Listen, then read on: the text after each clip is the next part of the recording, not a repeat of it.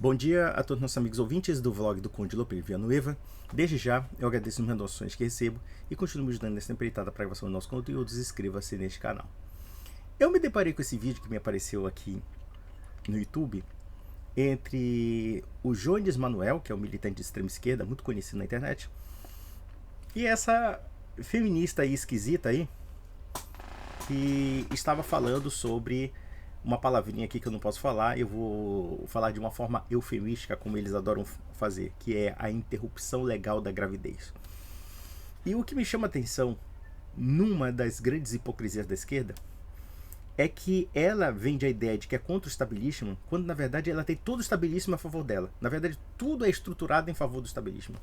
E eu digo estabelismo capitalista, tá? Capitalista. Isso que é o mais engraçado. Porque é muito fácil o senhor Jones Manuel bancar, sei lá, uma espécie de revoltado contra o sistema, tendo, se não me falha a memória, uma origem social baixa, e no entanto, toda a estrutura política e econômica o favorece no sentido das suas opiniões radicais, quando na verdade, se nós analisarmos pela superestrutura das ideias e a infraestrutura que o sustenta, na prática existe um grande abismo. Isso que eu acho muito engraçado no militante de esquerda. O militante de esquerda é um burguês que quer se tornar popular, pregando ideias francamente impopulares, diga-se de passagem. Vamos analisar aqui esse discurso dessa duplazinha aí e dessa esquisitona aí que parece que saiu do, sei lá, da família Adams, né? Mas vamos lá, vamos ver o besterol. Ao mesmo tempo, no ano passado, eu estive presente na CCJ durante a votação do PL 1904, onde eles queriam colocar inviolabilidade à vida desde a concepção. Então, todos os casos de aborto que nós tínhamos legalizado até então e descriminalizados poderiam ser questionados novamente. Veja que coisa interessante. Ela está dizendo que absurdo a gente defender o direito à vida desde a concepção. É monstruoso o relativismo moral da esquerda. Monstruoso.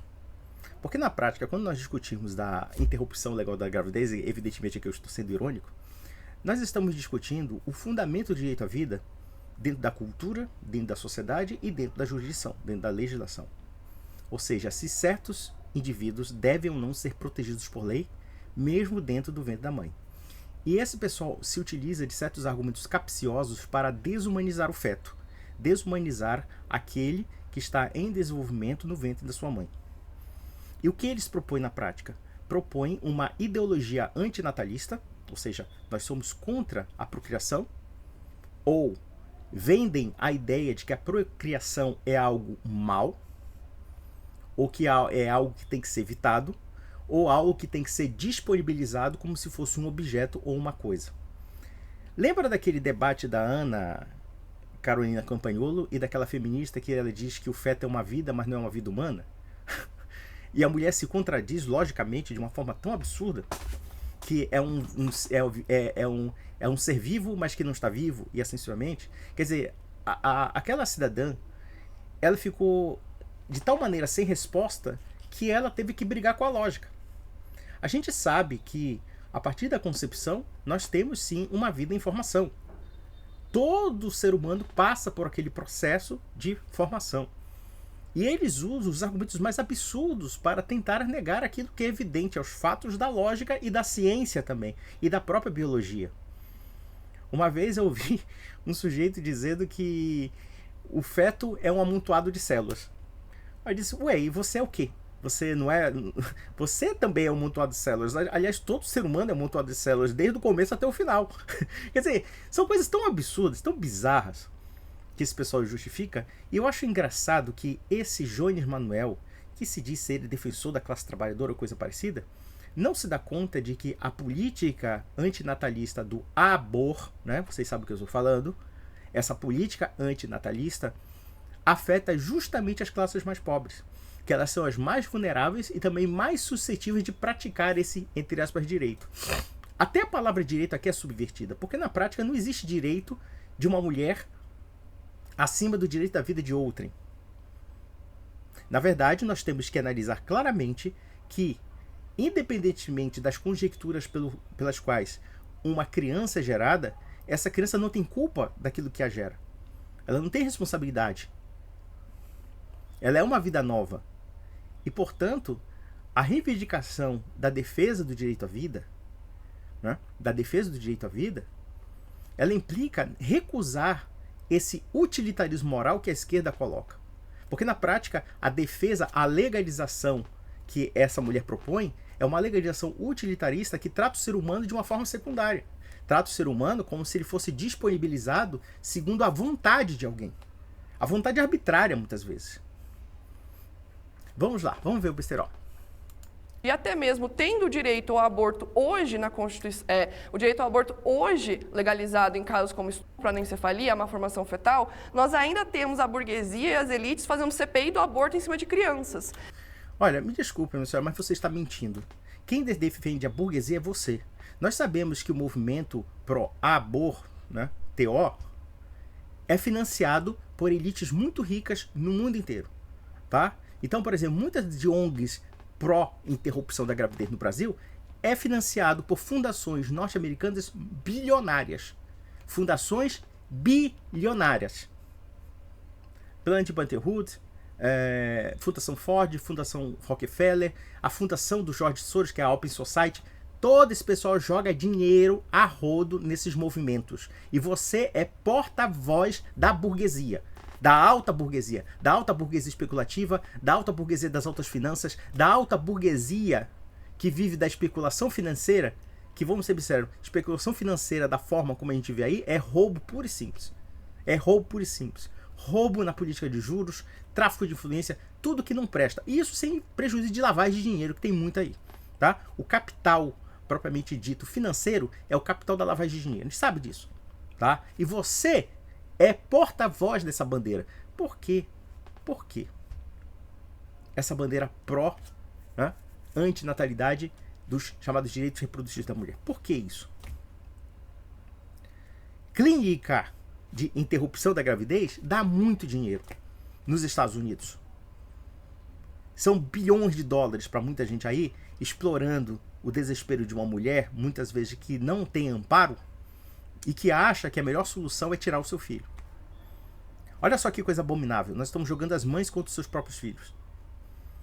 E ela está falando sobre a questão da dificuldade de, entre aspas, interrupção da gravidez nos casos, né, de violência, né, contra a mulher e assim sucessivamente.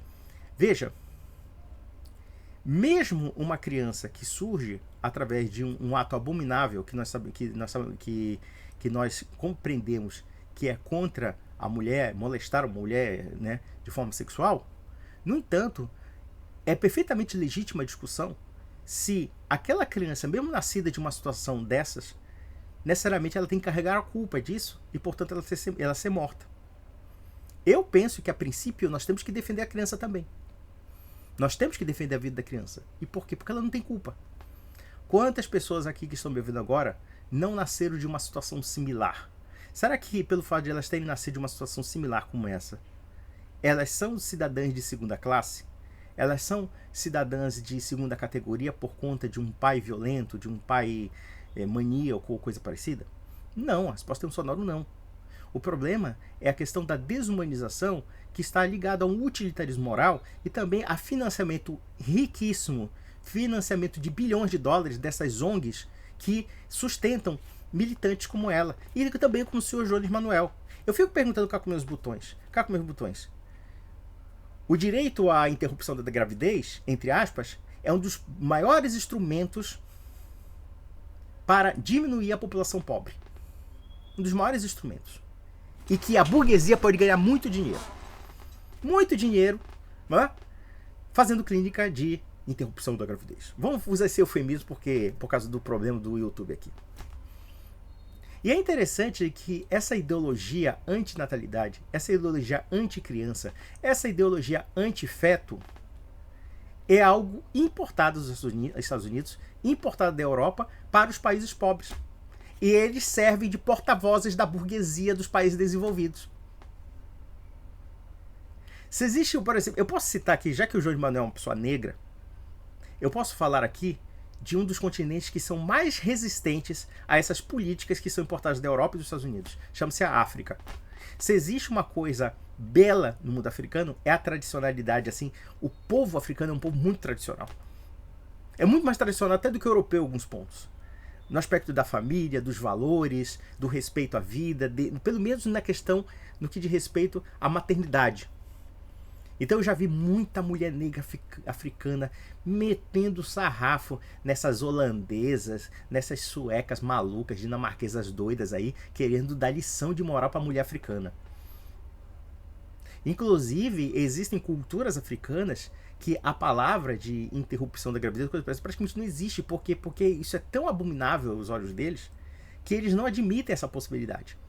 A cultura africana não admite essa possibilidade. E, portanto, existem alguns elementos tradicionais da cultura africana que são perfeitamente adequáveis ao cristianismo. E é por isso que o cristianismo cresce na África. Existem duas vertentes que crescem na África, é o Islã e o cristianismo. Então veja que, inclusive, quando nós observamos a cultura da Umbanda, do Candomblé, e de muitos outros de matriz africana, para o africano raiz, isso é completamente estranho. Por quê? Porque essas culturas já estão completamente em desuso na África. A África, hoje em dia, ou é majoritariamente cristã ou é majoritariamente muçulmana. Então, quer dizer, há um processo de conversão na África. E os católicos africanos são pessoas extremamente sérias. Eu fiquei muito impressionado com a África. A África é um continente que, com todos os problemas de miséria, de violência, por conta das guerras civis, as guerras tribais, claro que a África não é perfeita, de todos esses horrores, né? O colonialismo europeu também mexeu muito com a África, e depois, claro, as ditaduras africanas, enfim, as coisas horríveis que aconteceram lá. Apesar de tudo isso, ainda assim, nós temos realmente pessoas na África de muito valor, de valores primorosos, muito maior do que essas duas bestas aí. Para o africano da atualidade, e principalmente o africano que é apegado às suas tradições, inclusive com a sua religião, toda essa pataquada que essa mulher está repetindo, nada mais é do que colonialismo cultural. É o que eles entendem. Mas quem são vocês, europeus, a querem ensinar como nós devemos viver? As nossas famílias. Para nós é orgulho ter um bocado de crianças, para ter um bocado de filhos ou coisa parecida. O africano pensa assim. Aí você tem aquela mulher negra, aquele homem negro, aqueles pretinhos, tudo ceando, né? Com alegria, numa miséria tremenda, viu? Uma miséria que até para os padrões brasileiros é horrível. Mas eles seguram. Se existe povo que hoje eu tenho uma admiração, é africano.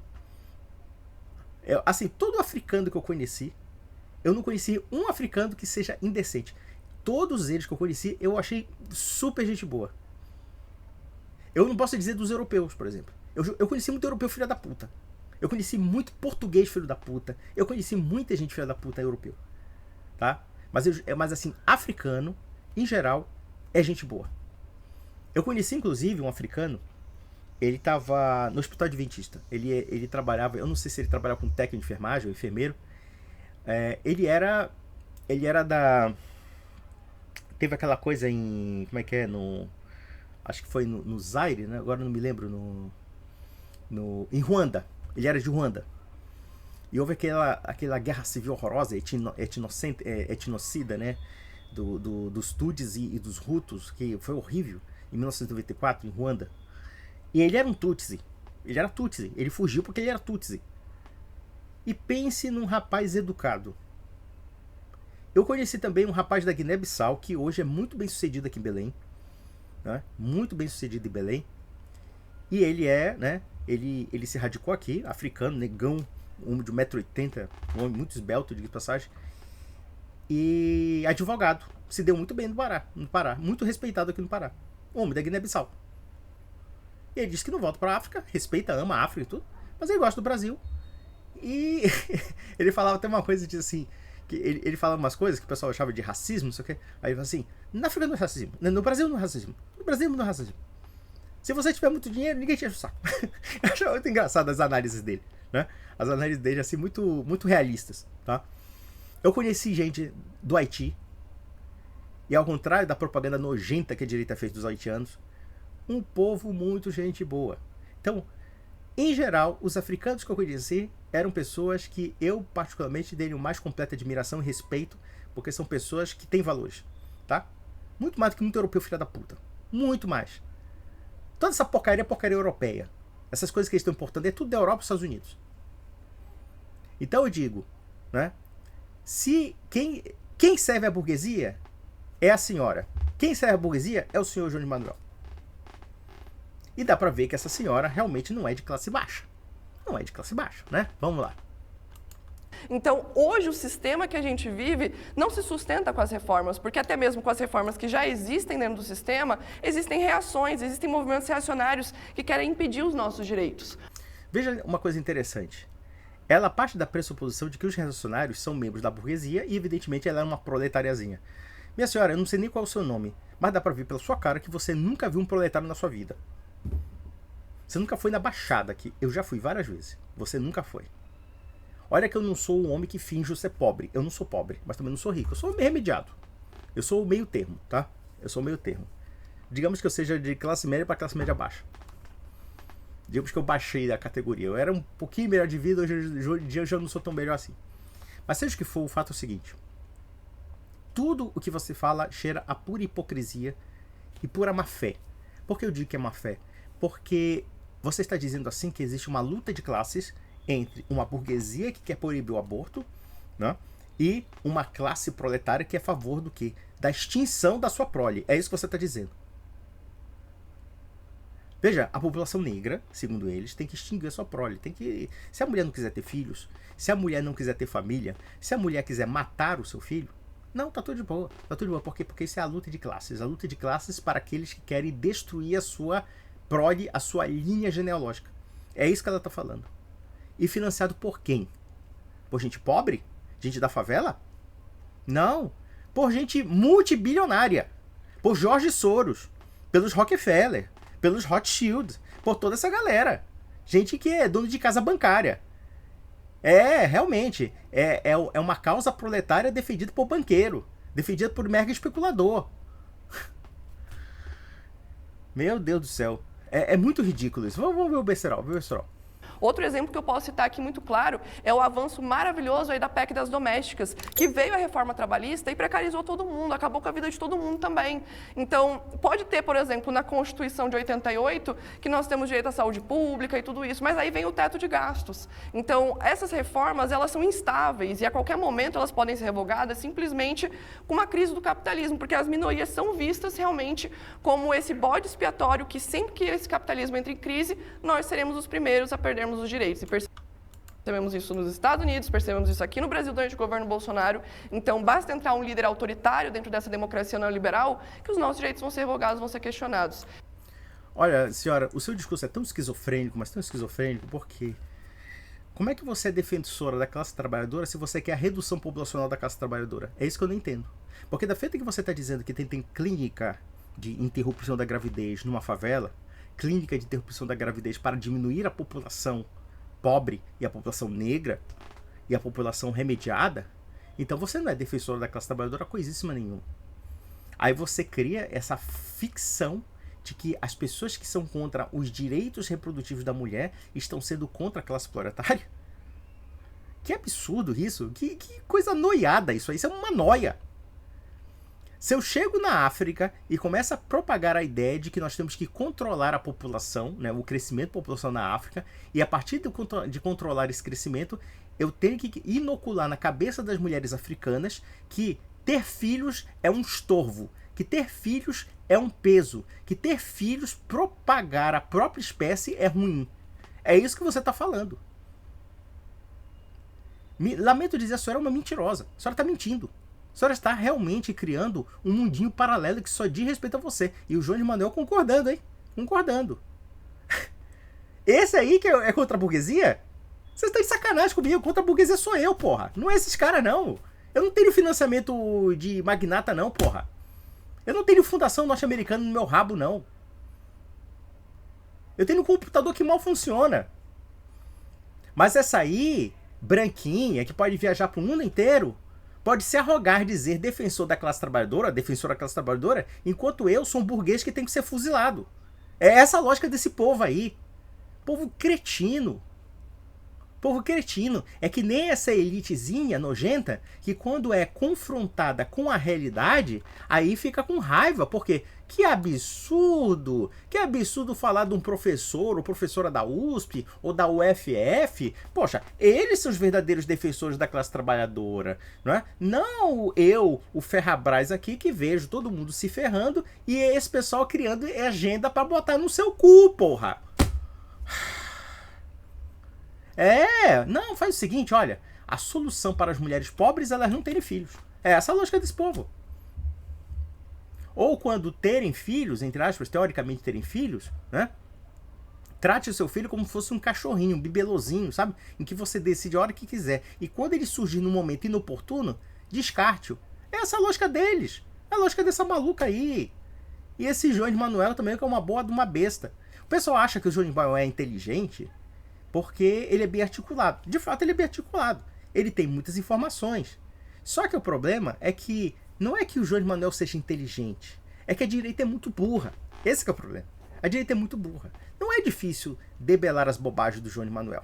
Não é difícil. A esquerda radical tem muito telhado de vidro.